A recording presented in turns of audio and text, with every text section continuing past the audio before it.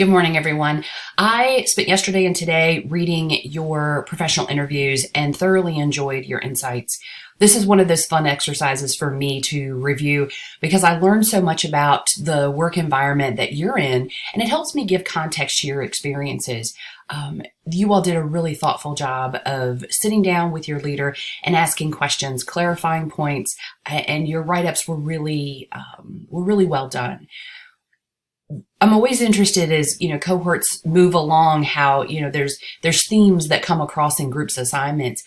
One of the things there were several things. One of the first things that I noticed a trend in was when you asked your leaders what the best or most desirable quality for a leader was the possession of integrity and protecting that integrity was the characteristic that was most commonly reported.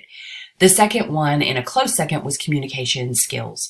And I think both of those go hand in hand to make a good leader. So I was really interested to see, that trend. The other thing that has become more common, and definitely with your group, was very frequently said. I don't know that I had, maybe 2 or 3 people that did not have staffing as one of the practical day-to-day things that your leader dealt with. With staffing and managing staffing ratios came, patient satisfaction was commonly reported by several of your leaders. And then the other one that I saw that I hadn't seen in a while, which I thought was great, was quality. So many of your leaders are dealing with patient satisfaction, staffing ratios, and then looking at quality of patient care. What I think is so interesting, and many of you probably know this, is that those 3 concepts are deeply woven together.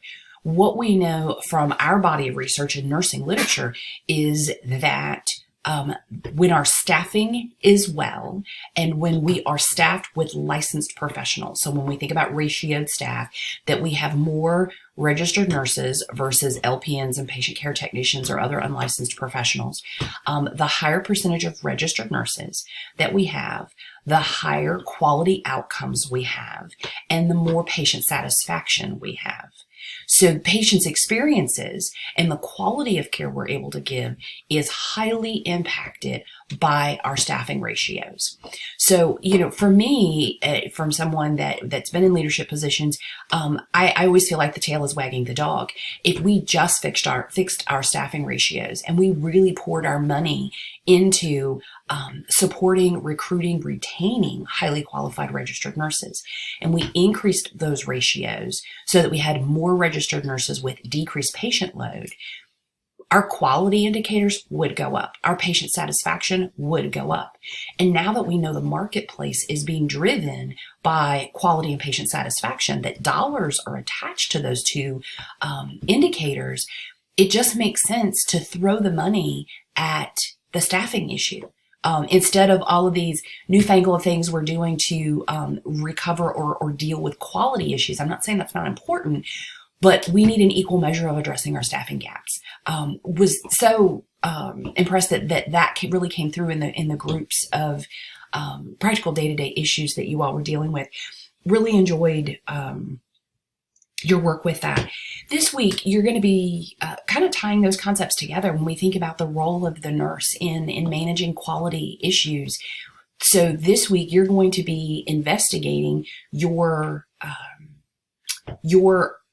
unit or organization quality issue that is specific to your unit and that is not meeting expectations.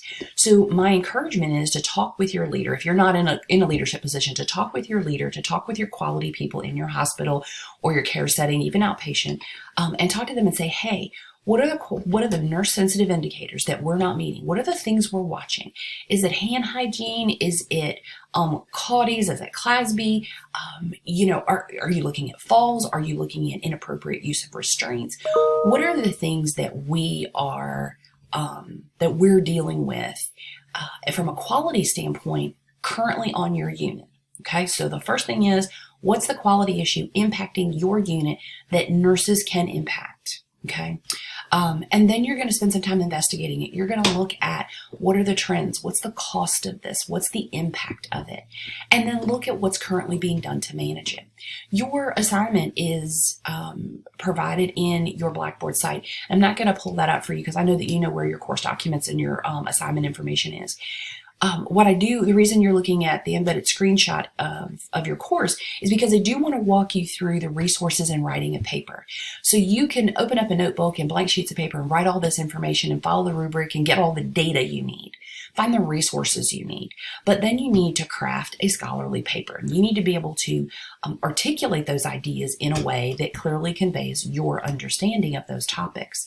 So that comes back to the beloved writing of an APA paper. And I say that somewhat sarcastically because I get that this can be tedious, and if writing is not your thing, that this can even be a little overwhelming.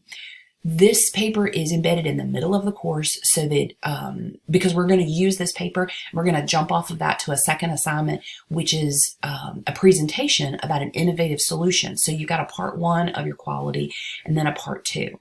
So part one is what's my current issue, what's going on with it within my organization. Part two is this is what I think is an innovative solution to it. So they go together.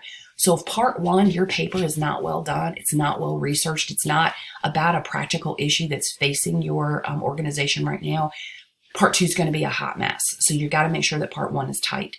I just want to take a moment to point out where your resources are. This is your view of Blackboard. So you're going to go into your tab that says resources. And in here, you have a list of APA resources. My hope is that you have, that you own the APA manual and that you're using it. If you have not purchased the APA manual, the Purdue OWL website is a reasonable substitution. What I want you to be very careful with are software programs that format an APA paper for you. In addition to that, when you go on to your databases where you find scholarly articles that are in our library, there are APA formatting tools that if you find the article, you can click on the APA formatter and it will spit back to you a APA-esque looking format. I'm going to tell you that those formatting tools that come embedded in databases are not always accurate. Depending on how the publisher lays things out in their article will depend on how that format comes back to you in a citable source. So if you're not aware of what the key elements are that are required for an APA reference list, if you're not aware where the italics should be and what the difference between a volume and an issue are, you're going to take the database APA formatting as fact, and you're going to drop it in your paper. And what you're going to get from me is this is not APA formatting. So do yourself a favor on the front end. If you're using software, if you're using embedded tools, just double check them. So when you're done, grab your APA manual, go on the Purdue website and say, okay, are all the elements that are required here, are they in the proper order, and are they formatted correctly?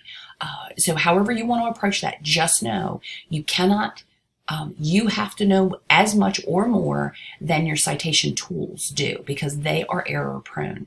So my recommendation, APA manual first. The Purdue OWL website is right here. You can go on here and you can search what you're looking for. Excuse me. It's thinking. So this is the Purdue OWL website, and you can go in here and you can look for the types of things that you're looking for. Your in-text citations, reference lists, basic rules, types of APA papers. The other great thing that is here is you can get your sample paper. And let's see if they've got it here.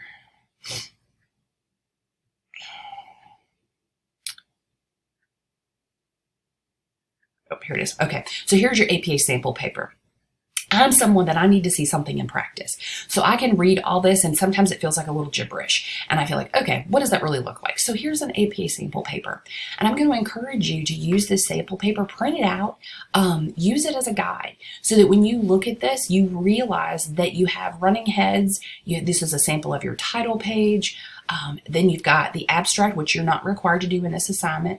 And then you've got the breakdown of the body of your paper. it also has a reference list. So if you want to go in here and you want to look at what does a reference page look like, here is a reference page. Okay. One of the things that I will tell you about the reference page that is not here is the requirement to put DOIs in there. And when you go in and you type in a formatting tool, they'll give you the DOI. So you do have to put the DOIs after article references in your reference list. I'm not entirely sure why APA has not updated that, except, APA's the Purdue OWL site is a beast, and I suspect that they probably just don't have the time to go back in and do this. So going back to, this is the Purdue OWL, there's your sample paper. So let's go back to your course. So back under resources, you see that you've got the Purdue OWL. We give you a jump off page to the APA paper. So if you just want to see the paper and you don't have to search for it, you can click here. The other thing that's here is Dr. Blevins, a colleague that was in the RNWSM program, made a voiceover PowerPoint that walked you through actually talked you through the APA sample paper. So you can click on this screencast-o-matic, open it up and watch it. So if looking at the sample paper is not enough and you need to hear somebody explain, okay, what's the difference here and there, Dr. Blevins' voiceover provides that to you in a screen capture like this and walks you through the APA paper and gives you a narrative explanation. This is a link to the references as well as presentation review of punctuation and grammar is provided in this link. So all of that gives you the general structure of a good paper. Your APA professional paper is going to have, it's going to have a title page that's properly formatted. You're going to have the body of your paper that's going to use at least level 1, and I suspect you're going to need level 2 headings. And then you're going to have your reference page.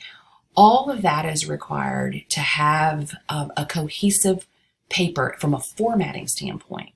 The other piece of APA formatting or APA writing, so you've got the formatting piece, the other piece of it is scholarly writing, that you're using professional syntax, that you're remembering that you're not going to write in the first person. So you're not going to say I, me, my. You're going to talk about the author, referring to yourself, or the hospital system, or the unit. You won't be using first person as you write in the voice of your paper. You're going to organize it in a way that flows well, so that paper has a good structure, that it reads in an organized way, that your thoughts are clear. So you've got the structure of what does the paper look like, and then the other piece of it is what does the paper sound like? Am I writing in a way that I can clearly convey my ideas? Am I synthesizing my references and my resources and using proper in-text citations in lieu of dropping in large direct quotes? Direct quotes should be used very, very rarely and should only be used when they are so uniquely worded that there's no better way to say it. Okay, so that's a rare thing. Synthesize what you're reading, use in-text citations, and then add the reference. The other thing I want to point out is your Crossref. This is a website. If you have an article and you cannot find a DOI, which is the, it helps you do the electronic location of that article, Cross-reference is a website that you can use that will help you locate the article. And all you have to do is go onto this website. You'll hit search metadata, drop in. You can literally copy and paste your reference and put it right there in that search field, and then hit search, and it will come up with the DOI that it's looking for. So if you went to the sample paper, I'm not sure. Let's see if it lets me do this. So I'm going to copy this. And then I'm going to drop this in here and hit enter. And it's thinking. Okay, so here's the article and there's the DOI. So, and that is an expectation. It's the last thing that goes on your reference list. So do you want you to be aware of cross-ref? So if you're reading your article and you just can't find the DOI for your reference list, go back over to cross-ref, drop it into the metadata, and it will find it. If it does not locate a DOI, first make sure your article is a scholarly source. Articles that have been published in the last 5 years, that are not opinions and editorials, that are not dissertations, all of those should be avoided. Scholarly articles, last 5 years, peer-reviewed journals should have a DOI. If it meets that criteria, it is scholarly, it is peer-reviewed, it is published in the last 5 years, and you're sure there's no DOI, that's when you can use the URL from the database where you located it, okay? And all of this you can find here in your resources. I just want to take a few moments and highlight those key points. If you have questions about your topic, if you have questions about APA, do not hesitate to contact me.